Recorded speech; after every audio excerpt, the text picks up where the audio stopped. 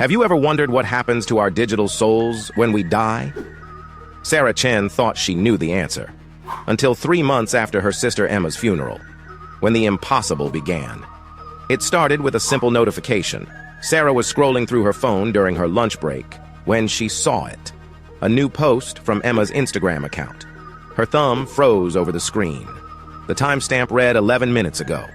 Sarah's heart hammered against her ribs as she stared at the image. A blurry photo of what looked like static, with the caption, "Can you hear me?" Sarah's hands trembled as she called Instagram support. The representative assured her that someone must have gained access to the account. They would investigate immediately. Sarah changed all the passwords, enabled two-factor authentication, and even had the account temporarily suspended. Problem solved. But the next morning, Emma was posting again. This time it was on Facebook. A status update that simply read, "Sarah, I need to tell you something."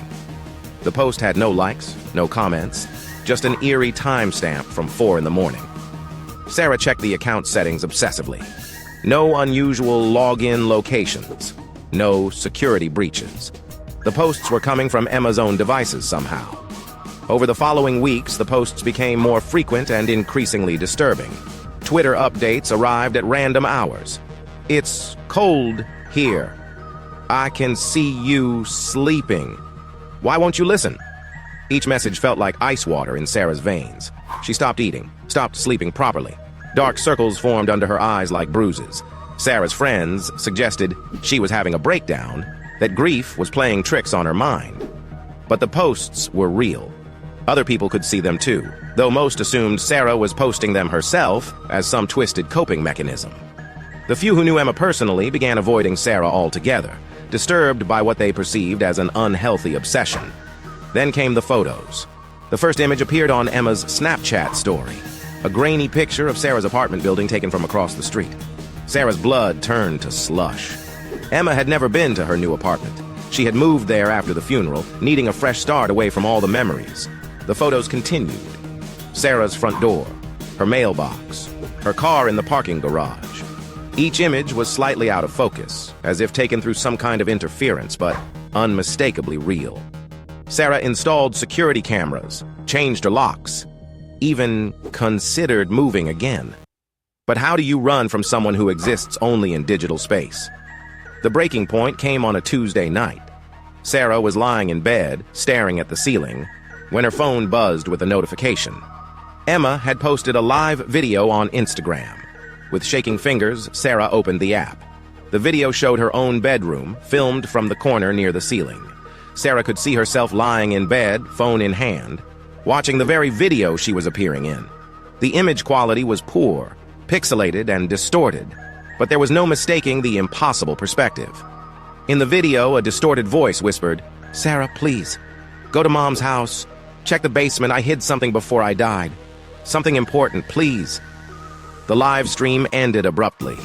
Sarah sat in the darkness, her mind reeling. Emma had died in a car accident, suddenly and without warning.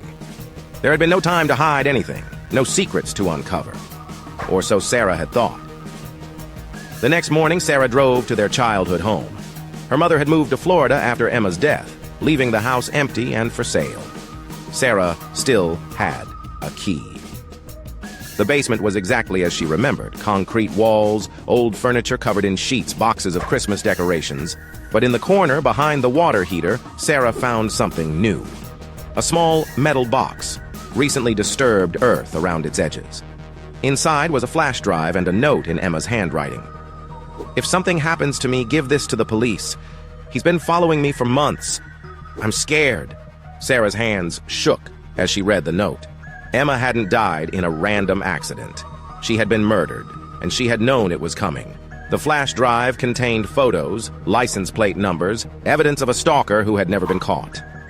As Sarah sat in that basement, clutching her sister's final message, her phone buzzed one last time.